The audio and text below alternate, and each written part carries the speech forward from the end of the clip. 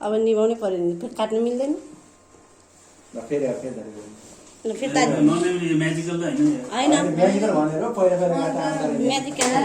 happy birthday to you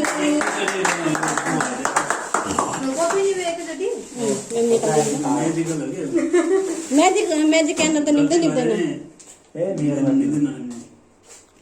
यो चाहिँ real candle हो कि म्याजिक होइन बढी आउँछ कि